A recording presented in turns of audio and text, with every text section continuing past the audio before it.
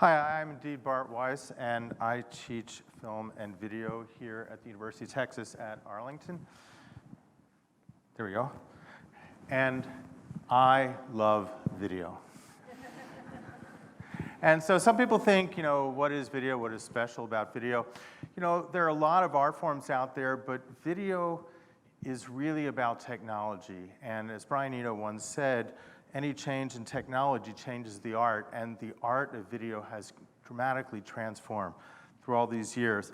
So something that film students and graduate students talk a lot about, and people in general, especially when I get interviewed around the video festival, what is the difference between film and video? Well, video used to be in cassettes like that. It often used to be tape, and it's very electronic, and it's very cheap.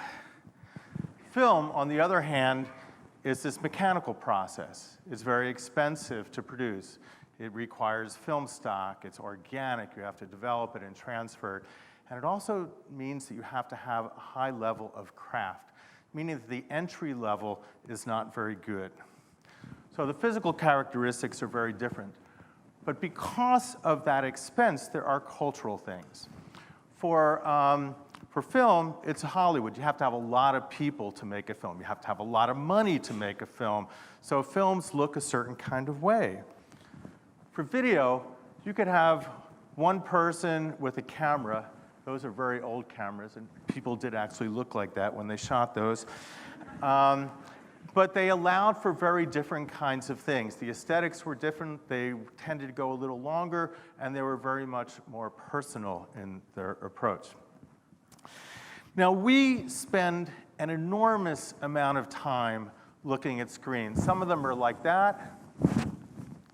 Some of them are like this. But we spend way too much time looking at screens. Some of the times when we're looking at screens, we see things like, today, you've probably done this, right? And not that there's anything wrong with it. You might spend time looking at that, right? Much time we spent watching Seinfeld, right? But what happens oftentimes is when we spend time with our television screens, we turn it off and we say, what happened to the last hour? Or when it comes to binge watching for Breaking Bad, what happened to the last weekend? I feel empty. I want that time back. But film can be better. Video can do much, much more than we've let it seem to be do. But video also has an awful lot of power to it. This is a commercial that was made for Johnson, and it was made by a guy named Tony Schwartz, who's really an expert in audio. And the idea is that people were afraid that Goldwater was going to hit the button and kill everybody. 10, 9, 8, 7, 6, 5, 4, 3, 2, 1, 0. This only aired one These time. are the stakes. To make a world in which all of God's children can live, or to go into the dark. We must either love each other, or we must die. Vote for President Johnson on November 3rd. The stakes are And too high because for of you to that stay home. ad, we got President Johnson. But who knows what we would have had if we had Barry Goldwater. But that video was really kind of important. More recently, there was this video that was on YouTube. It was a really bad video, very poorly produced, very poorly acted, and it turned into this. So indeed, we know that video has an incredibly enormous way to have power. But video can also give us empathy for people we will never see. And this, to me, is one of the really important things that video can do. There are people around the world in different kind of situations with pain and joy, and we don't know them. But video gives us an opportunity to. Oops, let me go back. We missed a video there. There was supposed to be a video here. Well, it's gone. It was a great video, and I'm sorry for my friend Mark Brownbaum, but it was somebody who was lying in a bed, and they're in a hospital, and something was really wrong with them, and we got to see their face, and we knew their pain. So moving along, The first artist to work in television was a guy named Ernie Kovacs. And probably anybody here who's under 50 has never heard of Ernie Kovacs. Ernie Kovacs was early on in television, and as every medium forms, people tend to just do what they used to do. And all of the early comedians in television got up and told jokes. Ernie Kovacs did not. What Ernie Kovacs would do is he would use television to make fun of television. He would use the lens, he would use the sound effects, he would use the framing, and completely change what comedy could be on television.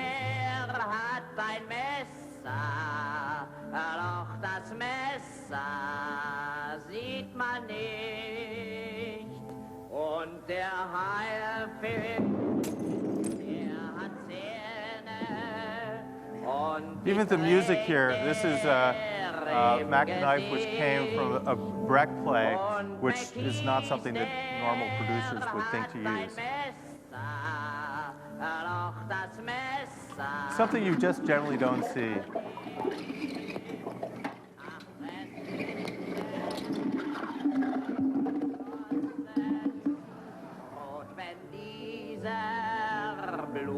And these days, anything you see in late night television has all been directly influenced by Ernie Kovacs. That was the most expensive joke he ever produced. So meanwhile, in the sort of other end of video art, there was this guy named Nam June Paik. And Nam June Paik took the technology and created something called a video synthesizer, which he was able to tear apart the image and do things to it that had never been done before, and at the same time sort of created the whole music video universe. So this is just a little snippet of some Nam June Paik. This is a glimpse of a video landscape of tomorrow, when you will be able to switch to any TV station on the earth, and TV guides will be as fat as the Manhattan telephone book.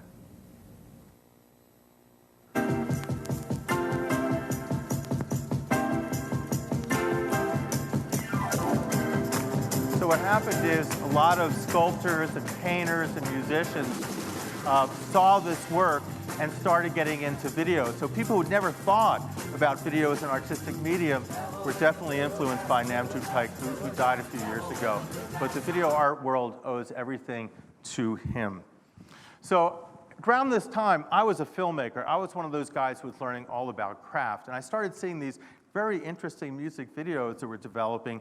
And I started a nightclub that showed music videos. And to me, it was really fascinating that it took some of the things that Ernie Kovacs was doing in performance and some of the things that Nam June Paik was doing in terms of image processing. And so this is a piece from the Talking Heads. Most of you probably know who they are, and which to me includes some of that, as well as a way of taking that sort of New York sensibility, which is him in his jacket, along with some native cultures, which he's mimicking in the back.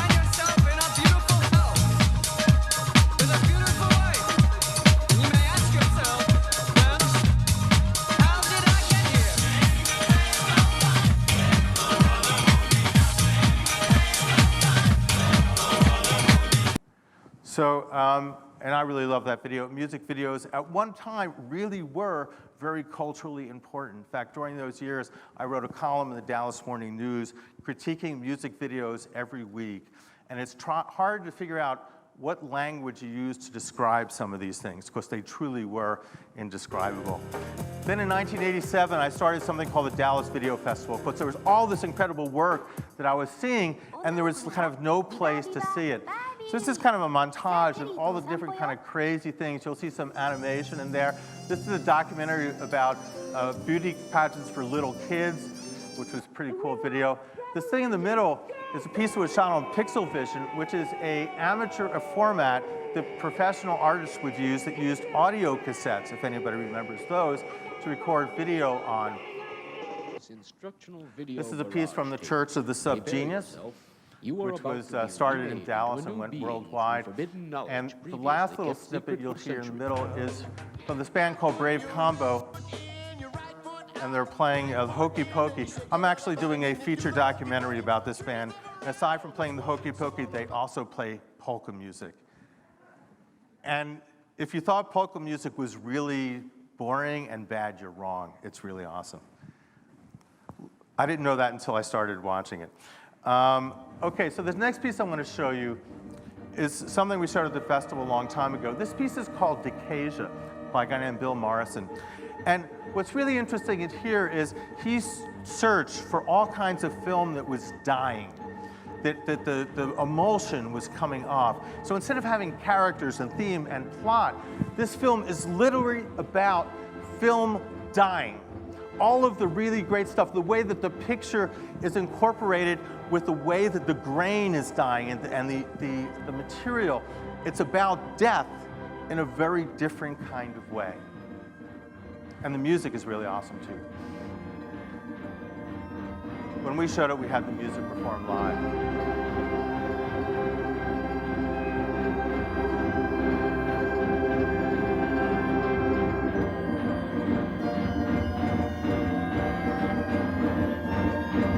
Of course, at a certain point, the destruction wins and the image goes to nothing. Another piece I want to show you talks about technology in a really different kind of way. I always obsess about trying to get the best technology, get the best looking picture. This is a piece we showed once called Poked with a Stick. And it has the worst technology, a really bad VHS camcorder, and it's edited really poorly. But these people are thinking they're getting their picture taken, and the stick comes out and pokes them. And what are you supposed to do when a stick is poking you? I've shown this to people all over the world, and no matter what cultural context you come to, you can't not laugh at this. It's impossible. And this is like the worst technology you can imagine.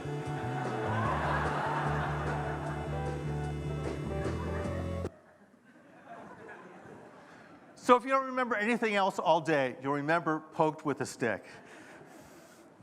Okay, so later on in the 90s, Sony came out with this camcorder that was relatively affordable, so people could buy them. And there was this cable called Firewire that attached to it. And with that, you could work with this program called Final Cut Pro. And all of a sudden, that dream that an artist could own all the tools to make work that could be shown professionally finally happened. You didn't have to rent a lot of equipment. You didn't have to go to a post-production house. It would cost you $500 an hour, which meant you couldn't do your project. So a lot of different kind of work started getting shown around the world.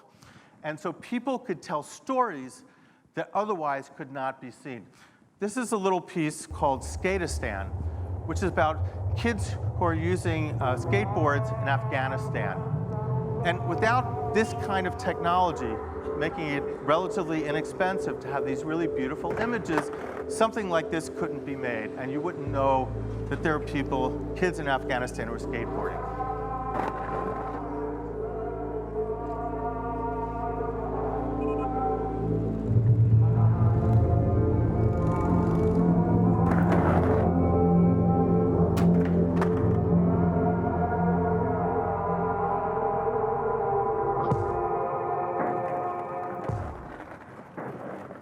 Butuai moro sono butuai mosaika sono poai mosaika sono skate saika. Jag fikir که دماغینکا قف بوتشان آینده باسه ایره عالی میرن یا بالا میشن نگه میچسبن بگی.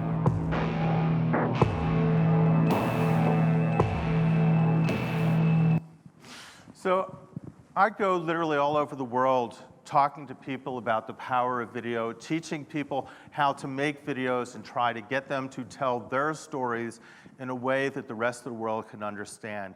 I really believe in the power of video to change the world for the better. And the more that you make, the more that you post on places like YouTube or Vimeo, the more people can understand and change the way they feel about things. And you as viewers have choices. You can watch Seinfeld and cat videos, or you can watch films that truly will change the way the world is. So what I ask you is, where has video taken you? I have lived a double life. I have been around the world. And I have done so with the strength of a single finger. But above all, I have lived